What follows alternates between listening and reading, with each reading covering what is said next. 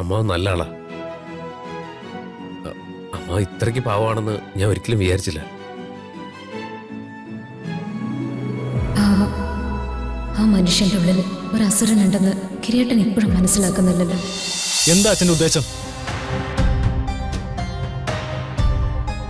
അങ്ങനെ ഒരു സ്വത്ത് അവന്റെ പേരിലുള്ളതായിട്ട് അച്ഛന് വിശ്വാസമുണ്ടോ? അങ്ങനെ ഒരു സ്വത്തുണ്ടോ? അതോ അവനെ അവളെയും ഈ വീട്ടിലേക്ക് തിരിച്ചു കയറ്റാൻ വേണ്ടി അച്ഛൻ ഈ സ്വത്തിന്റെ കഥ കള്ളം പറഞ്ഞാണോ? ഞാൻ കാണിക്കുന്ന കള്ളത്തിനൊന്നും എന്റെ പോലെ വ്യക്തമായിട്ട് അറിയില്ലല്ലോ. അച്ഛാ, അച്ഛൻ എന്നോട് സത്യം പറയണം. എടാ, ഞാൻ വെറുതെ ഇല്ലാ കഥ പറഞ്ഞതല്ല. അവനും അവന്റെ സഹോദരിമാർക്കും അവകാശപ്പെട്ട 150 ഏക്കർ സ്വത്തുണ്ട്. അത് അവന്റെ അമ്മയുടെ പേരിലുള്ള സ്വത്താ. അറിയാലോ നമ്മുടെ നിയമം. സ്വത്തിന്റെ ഉടമയായ ഒരാൾ മരിക്കുകയോ അയാളെ 7 വർഷം കാണാതായോ ചെയ്താൽ പിന്നീട് ആ സ്വത്തിന്റെ അവകാശം അവരുടെ അനന്തരാവകാശികൾക്ക് വന്നു ചേരും. എടാ, അതനുസരിച്ച് ഇപ്പോ ഗിരിയുടെ അമ്മയുടെ സ്വത്തിന്റെ അവകാശികൾ ഈ ഗിരി അവന്റെ അനീതിമാരുവാ. എങ്ങനെങ്കിലും അവരുടെ ഒപ്പുകൾ സംഘടിപ്പിച്ചാൽ മാത്രമേ ആ 150 ഏക്കർ നമുക്ക് തട്ടിയെടുക്കാനാവൂ. എടാ, ഗിരി പറഞ്ഞ അവന്റെ അനീതിമാർ ഒപ്പിടില്ലേ? ഒപ്പിടും. അതുകൊണ്ട് ആദ്യം അവനെ നമുക്ക് നമ്മുടെ വഴിയെ കൊണ്ടുവരണം. എടാ, അതിനു വേണ്ടി ഞാൻ ഈ നാടകം കളിക്കുന്നത്. അച്ഛാ, അവന്റെ ഒപ്പാണ് വേണ്ടെങ്കിൽ അച്ഛനെ കടലാസ് എനിക്കിതാ. അവന്റെ കൈ വെട്ടിയെടുത്തിട്ടാണെങ്കിലും ഞാനതിൽ ഒപ്പിക്കാം. ആഹാ, എടാ മണ്ടത്തനം പറയാതെടാ നകുല. അങ്ങനെ ചെയ്താ അവന്റെ അനീത്യന്മാരുടെ ഒപ്പ് കിട്ടുവോ? അവൻ സ്വമനസാല ഒപ്പിടുന്നത് വരെ നമ്മൾ കാത്തിരിക്കണം. ഇതൊക്കെ നടക്കും അച്ഛാ. എടാ, ആടിന് ചെന്നായോട് വിശ്വാസം തോന്നണെങ്കിലേ ആദ്യം ചെന്നായ ആടിന്റെ വേഷം കെട്ടി അക്കൂട്ടത്തിൽ പോയി ചേരണം. അവസരം വരും വരെ കാത്തിരിക്കണം. അവസരം വരുമ്പോ കഴുത്തില് തന്നെ ആഞ്ഞു കടിക്കണം. അതിനു മുമ്പ് കൂട്ടത്തിലുള്ള മുഴുവൻ ആടുകളെയും അവൻ പോലും അറിയാൻ അകത്താക്കണം. താവണം ബുദ്ധി. അവൻ വരും, എല്ലാരെയും കൊണ്ടുവരും. അതിനുള്ള കുരുക്ക് ഞാൻ ഒരുക്കി വെച്ചിട്ടുണ്ട്. നീ സമാധാനിക്കുമോനെ? കേട്ടോടാ.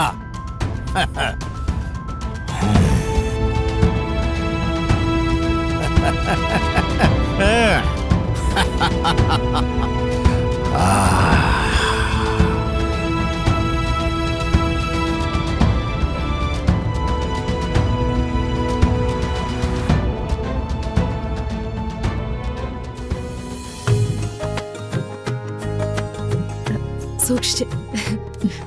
രശ്മി എവിടെ? അവളവിടെ അടുക്കളയിലേക്ക് പോയിട്ടുണ്ട്. എന്തെങ്കിലും കാര്യമായിട്ട് കഴിക്കുന്നുണ്ടാവും. അപ്പോ ഏട്ടനും ഏട്ടത്തിയമ്മയോടും ഒപ്പം എല്ലാവരും നാളെ അവിടെ എത്തിയേക്കണം. ഞങ്ങളില്ലാതെ നിങ്ങൾക്ക് എന്താഘോഷം?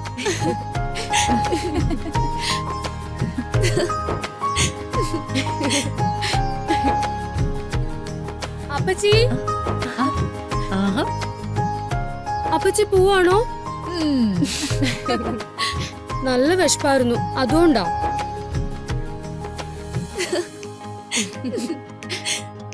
അല്ല അപ്പച്ചി, വിരുന്നിന് എത്ര പായസം ഉണ്ടാവും? ലീലേച്ചിന്റെ അവിടുത്തെ വിരുന്നിന് ഒരു പായസേ ഉണ്ടായിരുന്നുള്ളൂ. നിനക്ക് എത്ര പായസം വേണം? എത്ര വേണമെങ്കിലും ഉണ്ടാക്കി തരാം. എടി, വിരുന്ന് ഏട്ടനും ഏട്ടത്തിക്കും ഉള്ളതാ, അല്ലാതെ നിനക്കുള്ളതല്ല. വിരുന്ന് ഞങ്ങൾക്കും കൂടി ഉള്ളതാ അല്ലേ അപ്പച്ചി? അതെ അതെ.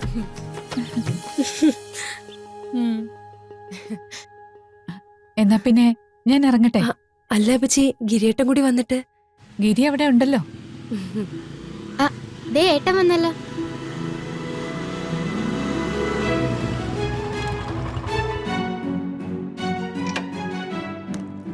എന്തായി മോനെ അമ്മാവനെ കണ്ടിട്ട്? അമ്മ നല്ല ആളാ. അമ്മ ഇത്രയ്ക്ക് പാവമാണെന്ന് ഞാൻ ഒരിക്കലും വിചാരിച്ചില്ല. ആ മനുഷ്യന്റെ ഉള്ളിൽ ഒരു അസുരനുണ്ടെന്ന് കിരീട്ടൻ ഇപ്പോഴും മനസ്സിലാക്കുന്നില്ലല്ലോ. ഞാൻ ചെയ്തത് തെറ്റാണെന്ന് അമ്മാവനോട് പറഞ്ഞു. പലതും അമ്മാവനോട് പറയണമെന്നുണ്ടായിരുന്നു, പക്ഷെ അമ്മാവ് ഒന്നും കേൾക്കാൻ നിന്നില്ല. കഴിഞ്ഞൊക്കെ കഴിഞ്ഞു, ഇനി അതൊന്നും പറയണ്ടെന്ന് പറഞ്ഞിട്ട് അമ്മ എനിക്ക് മാപ്പ് തന്നു.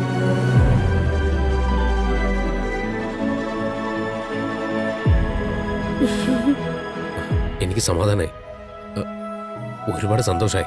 വലിയൊരു പ്രയാസ മനസ്സിൽ തൊഴിഞ്ഞു പോയത്.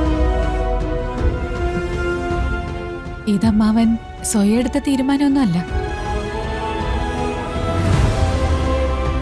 നിങ്ങളോട് ക്ഷമിക്കണമെന്ന് നാട്ടുകാര് നിർബന്ധം കൂട്ടി.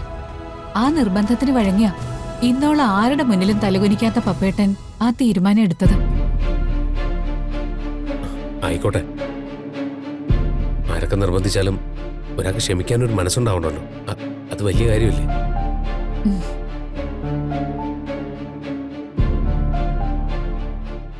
കിരീട്ടൻ ഇത്രയ്ക്ക് നിഷ്കളങ്കനായി പോയല്ലോ.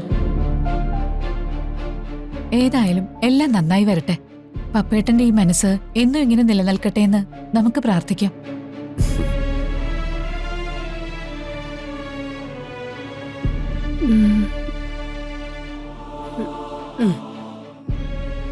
അപ്പോ നാളെ രാവിലെ തന്നെ നീ എല്ലാരെയും കൂട്ടി അങ്ങ് എത്തിയേക്കണം.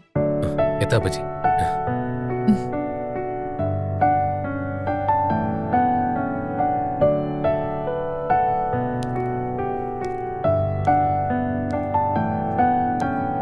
വിഷമങ്ങളെല്ലാം മനസ്സിൽ നിന്ന് നീക്കിക്കളയെ. നല്ലത് മാത്രം പ്രതീക്ഷിക്കും.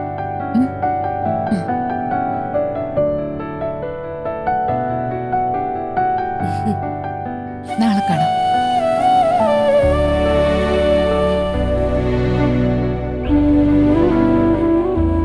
പോയിട്ട് വരട്ടെ. ശരി അപ്പച്ചി. രാവിലെ എത്തിയേക്കണം.